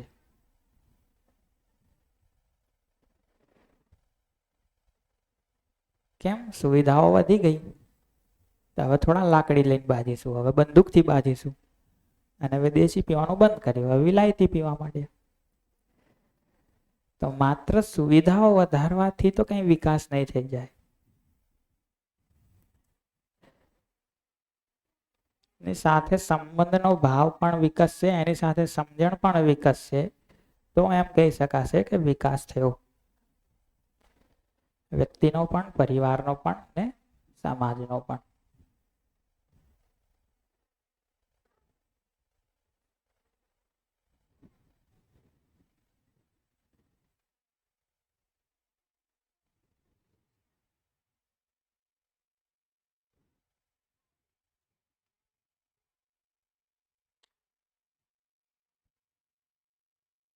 તો આટલી વાત બરાબર લાગે છે?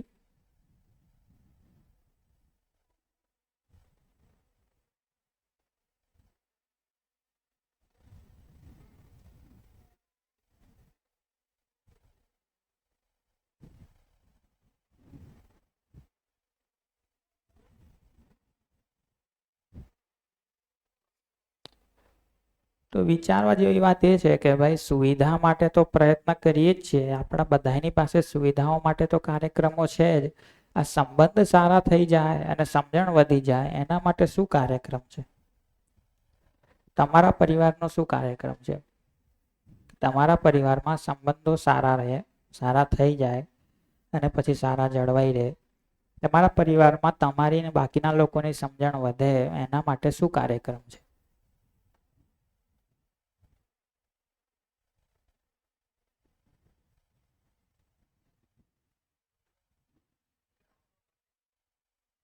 પરિવારમાં સુવિધાઓ પૂરી પડી જાય એના માટે તો ખૂબ કાર્યક્રમ છે. આ બંને પૂરા પડે પરિવારમાં એના માટે શું કાર્યક્રમ છે? એ જ કહું છું, એના માટે શું કાર્યક્રમ છે? કેવી રીતે કરશો? શું પ્લાનિંગ છે?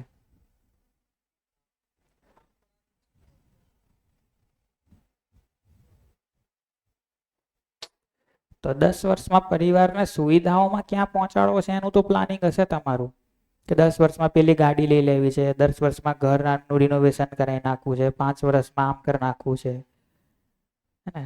5 વર્ષમાં પગાર આટલે પહોંચી જશે, પછી આમ કરવું છે, એ બધા પ્લાનિંગ છે. 5 વર્ષમાં સંબંધોની સ્થિતિ શું થાય, 10 વર્ષમાં સમજણની સ્થિતિ શું થાય, એનું શું પ્લાનિંગ છે, એના શું ટાર્ગેટ છે? જો ખરેખર જરૂરી છે તો આવું કંઈક વિચારવું પડશે ને.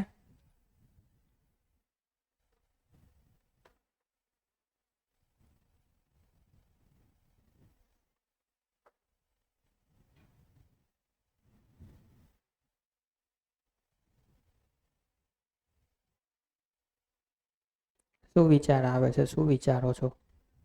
શું પ્લાનિંગ છે? શું કરી શકાય?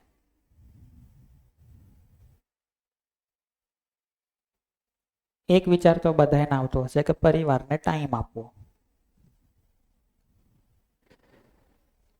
તો તમારા પરિવાર વાળાને ક્યારેક પૂછી લો કે તમે અમને ટાઈમ આપો છો ત્યારે અમને સારું લાગે, તમે બહાર રહો ત્યારે અમને સારું લાગે?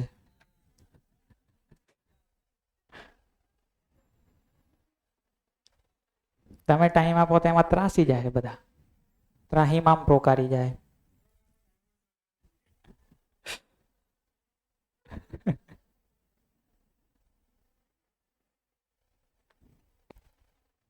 શું પ્રોગ્રામ છે?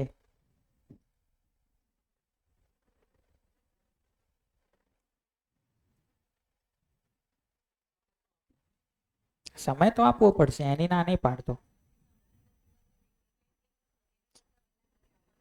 હા,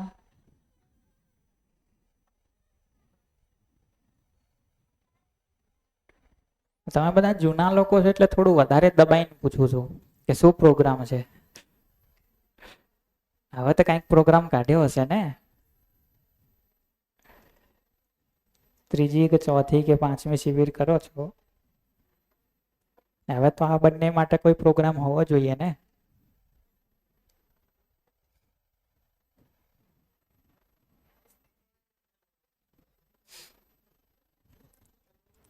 બંધ છે માઈક. Hello hello. આમાં એવું છે કે પ્રોગ્રામ તો દૂરની વાત છે, જે લક્ષ્ય જ નક્કી નથી થયું તો પ્રોગ્રામ એક ડાયરેક્શન વગર તો પ્રોગ્રામ કેવી રીતે બને? એમ કોઈક ડેસ્ટિનેશન તો નક્કી થવું જોઈએ ને કે ભાઈ મારે સમજદાર થવું છે કે નથી થવું. એ જ તો.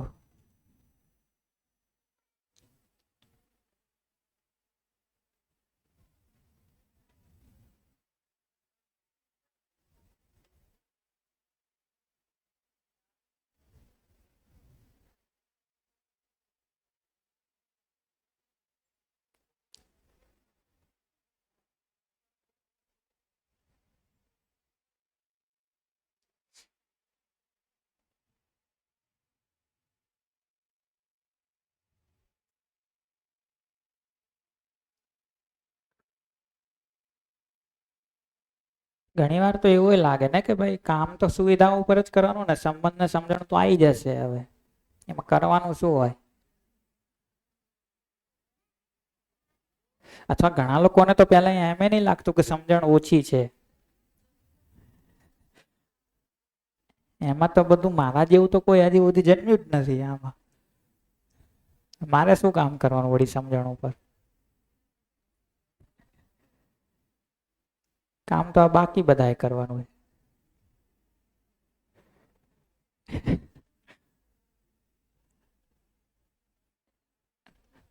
મારા જન્મ પછી તો આવા પીસ બનાવવાના જ બંધ કરી દીધા છે ભગવાને, જે આટલા સમજણ વાળા હોય.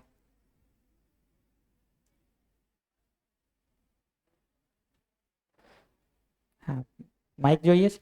પાછળ આપજો.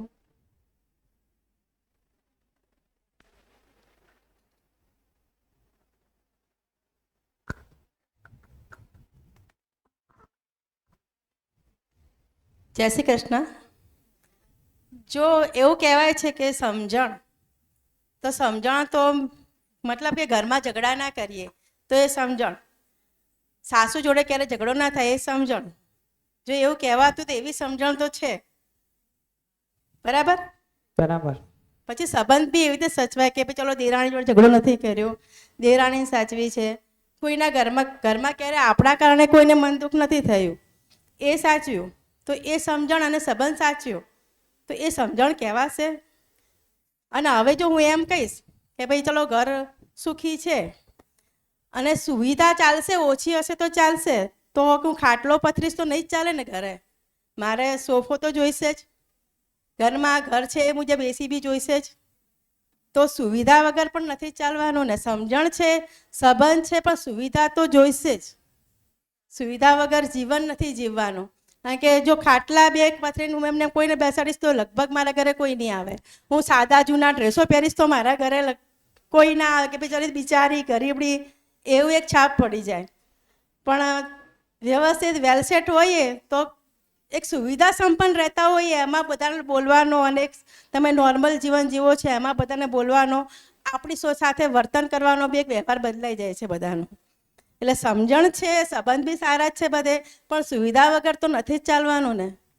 હું એ વાતની તો ના નહીં જ પાડતો એક વાર. હા, એટલે સમજણમાં તો કેવું છે ક્યાંય ઝઘડા તો છે જ નહીં, પણ એ શું સમજણ કહેવાય? ઝઘડા નથી એ સમજણ કહેવાય? હું એ નથી માનતી કે જે સમજણ છે ઝઘડા નથી ને એ સમજણ છે ને એ નથી મને સમજાતું. કહું એ સમજાવો. સમજણ શું છે એની તો વાત કરીએ, હા, પણ આ સુવિધા પણ જરૂરી જ છે, એ પણ કહું જ છું, જોઈશે જ, એની બિલકુલ ના નહીં પાડતો. આ શિબિર કરવા માટે સુવિધાઓ જોઈએ જ છે ને. આ માઇક છે, આ પ્રોજેક્ટર છે, આ કેમેરા છે, એસી છે, તો આ તો શિબિર થાય, નતર તો શિબિરે ક્યાંથી કરત ને. તો સુવિધા તો જોઈએ છે, એની ના બિલકુલ નહીં પાડતા.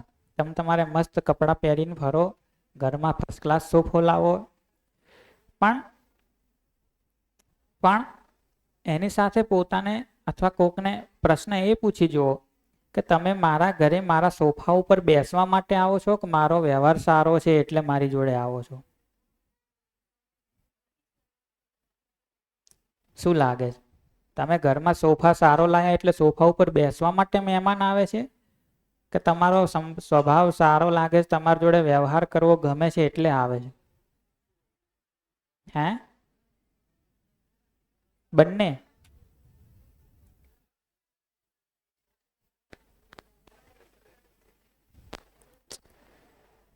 એટલે કહું છું ને, સુવિધાઓ પણ જરૂરી તો છે જ. તમે સીધા એમ કેમ કહી દો છો કે હું સુવિધાઓની ના પાડું છું? એવું બિલકુલ નહીં કહેતો કે સોફો હળગાઈ મારો, રાખો. એવો છે કે સમજણ છે, પણ એ શું નથી, કોઈની સાથે ઝઘડો નથી કરવો એ સમજણ છે, એમ પ્રશ્ન મારો એવો છે. એટલે કહું છું ને, એનો જવાબ આપું છું. અત્યારે તો હું એક પ્રશ્ન પૂછું એ છું તમને. સમજણ ના કહેવાય ને, હું એમ કહું છું. સારું, પહેલા એ જવાબ આપી દઉં, તમને ધરપત થાય.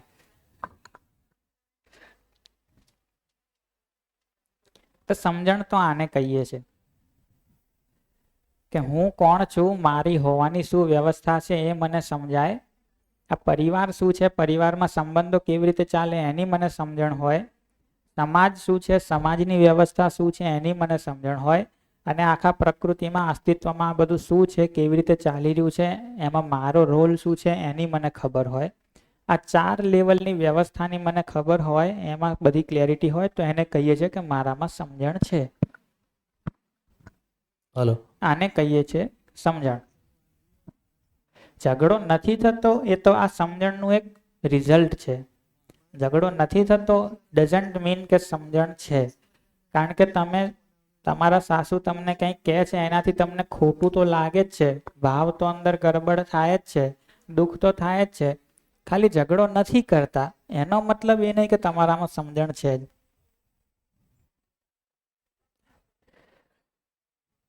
તમને ઘણા લોકો પ્રત્યે ઘણી બધી ચીડ તો ચડે જ છે, પણ હવે તમારી ઇમેજ સારી જળવાઈ રહે એના માટે થઈને તમે એમની સામે મીઠું મીઠું જ બોલ્યા કરો છો, તો એ સમજણ નથી. કોકના શબ્દોથી તમને ઘણું બધું ખોટું તો લાગી જ જાય છે, પણ હવે વળતો જવાબ આપીશું તો આટલું આટલું નુકસાન થશે એ બીકે તમે કંઈ બોલતા નથી, તો એ કંઈ સમજણ નથી.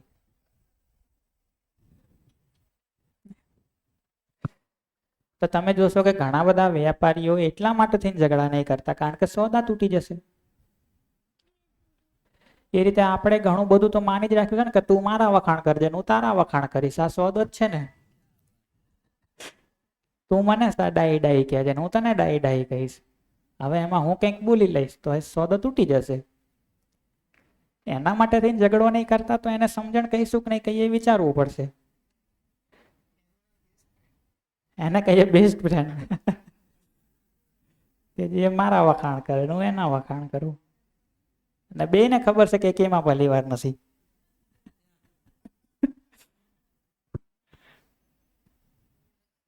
તો મને તો એવું લાગે છે કે એને તો સમજણ નહીં કહીએ. હા, સમજણ છે તો તમે ઝઘડો નહીં કરો, પણ એ ઝઘડો નહીં કરવાની સ્થિતિ કંઈક અલગ હશે. તમારા ભાવ જ એટલો સ્થિર છે કે કોઈ કાંઈ પણ કહે છે તમે તો તમારા પ્રત્યે એના પ્રત્યે સારા ભાવથી જ જીવો. તમને તો ખબર છે કે આ કંઈ બોલી જશે તો એનાથી મારું અપમાન નહીં થઈ જતું. તમારો ભાવ સ્થિર રહે છે તો કહીશું કે સમજણ છે. આ ચારે લેવલ ઉપર શું કરવું, કઈ રીતે જીવવું એની તમને ક્લેરિટી છે તો કહીશું કે સમજણ છે. મતલબ વાત એટલી જ છે કે મૂળ આઈડેન્ટિટી ક્રાઇસિસ જે કહીએ છીએ, ઓળખની, તો સન્માન જોઈએ છે બધાને. હવે સન્માન બીજા પાસેથી જોઈએ છે, મૂળ સમસ્યા છે. જે દિવસે હું મારું સન્માન કરી શક્યો એ દિવસે બીજાના સન્માનની મારે જરૂર પડતી નથી, એટલે મોટાભાગના પ્રોબ્લેમ સોલ્વ થઈ જાય છે. પણ મારે બહારથી ડિમાન્ડ છે, કોઈ એપ્રિશિએશન કરે, કોઈ મારા વખાણ કરે, સન્માન મને મળે, ત્યાં સમસ્યાઓ દેખાય છે.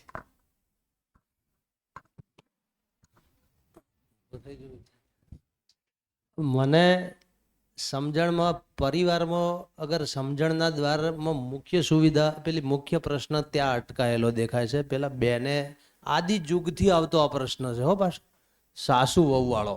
હું એના પર ફોકસ કરું છું. મારા મતે એવું છે કે દરેકને પોતાનો દીકરો એ શ્રવણ જેવો જોઈએ છે, પણ પોતાનો પતિ શ્રવણ કોઈને જોઈતો નથી. અગર સમજણ ત્યારે કહેવાય કે દીકરોએ શ્રવણ અને પતિએ શ્રવણ, તો એ સમજણ. એ તો છે જ. એ છે કે બધાના પતિ રામ જેવા જોઈએ છે, પણ કોઈએ સીતા નહીં બનવું, અથવા પત્ની સીતા જેવી જોઈએ છે, પોતે રામ નહીં બનવું.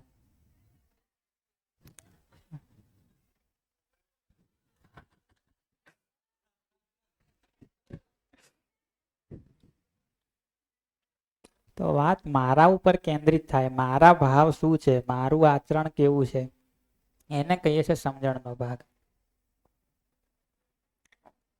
તો આ તમારો પ્રશ્ન તો એ ક્લિયર કર્યો. હવે જે હું પહેલું કહેતો તો એ એના ઉપર પાછો આવું કે તમારા ઘરમાં તમને એમ લાગતું હોય કે તમારી સુવિધાઓ વધારે છે એટલે મહેમાનો તમારે ત્યાં આવે છે, તો એને થોડું ચકાસી જુઓ.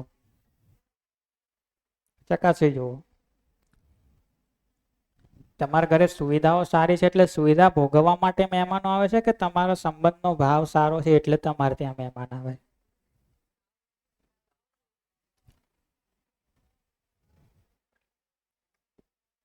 તમારો ભાવ જો એકદમ શુદ્ધ અને પ્યોર હશે તો તમારા ઘરે એમના કરતા સુવિધાઓ ઓછી હશે તો એ તમારા ઘરે આવીને રહેશે અને ઓછી સુવિધાઓમાં એટલો જ આનંદ કરી લેશે.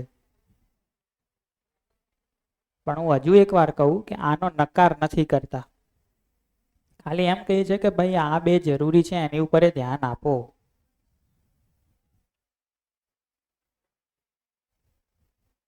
ખાલી સુવિધાઓ ભોગવી લેવાથી કઈ માણસ સુખી થઈ જશે, તમે સુખી થઈ જશો, સુવિધાઓના કારણે તમારા સંબંધો ઠીક થઈ જશે, કરી જુઓ થતું હોય તો. હું ક્યાં ના પાડું, થતું હોય તો કરી લો.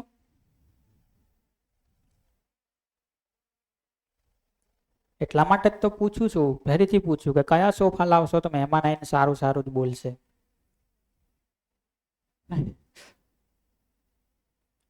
કેવી થાળીમાં ખવડાવશો તો મહેમાનને તૃપ્તિ થશે? બહુ સારી થાળીમાં બહુ બધું 56 ભોગ બનાવીને એને આપીને તમે મોબાઈલ મચેડવા બેસી જાઓ તો મહેમાનને વધારે તૃપ્તિ થશે, કે સાદી થાળીમાં સાદું ભોજન આપીને બાજુમાં બેસીને આગ્રહ કરીને જમાડશો તો વધારે તૃપ્તિ થશે?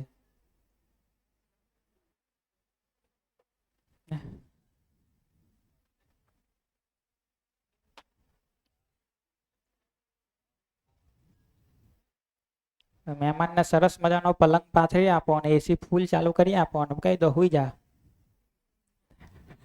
તો એને વધારે સારી ઊંઘ આવશે? એની જોડે બેસીને વાતો કરો મોડે ઉધીને પછી એને એમ થાય કે હવે હુઈ જવું પડશે, તો એને વધારે સારી ઊંઘ આવશે.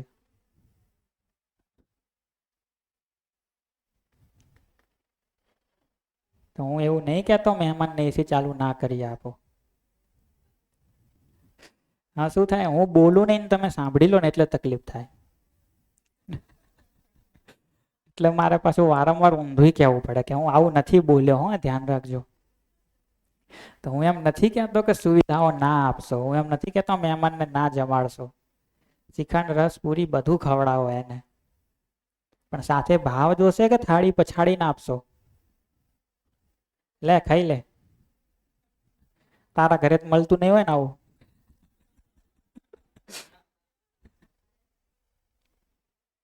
અચ્છા, એક ઇન્ટરેસ્ટિંગ વાત જુઓ, મહેમાન તમારા ઘરે 2 દિવસ રોકાયા હોય, 2 દિવસ તમે એમને ફૂલ સુવિધા આપો પૂરેપૂરી, જતા જતા ખાલી એટલું કહી દો સારું રહ્યું ને, પેલા કે હા સારું રહ્યું. તમારા ઘરે તો આવું નહીં હોય ને. હવે 2 દિવસ સુવિધાઓ આપી, બધી તમારી પાણીમાં ગઈ કે જળવાઈ રહ્યું?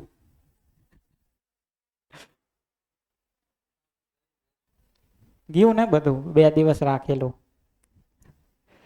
તો શું વધારે જરૂરી છે, આ કે આ?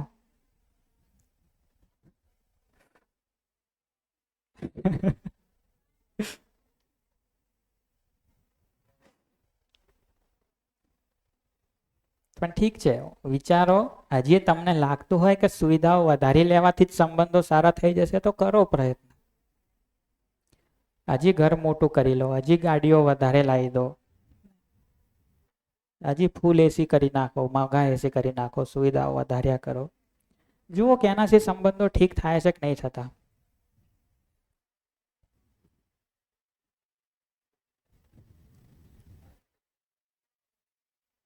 આટલું રાખીએ, આપણે શરીરના સુવિધા પૂરી પાડી દઈએ અને ગોષ્ઠી કરશું ને આપણે, તો એની સૂચના જે કંઈ આપવા જેવી હોય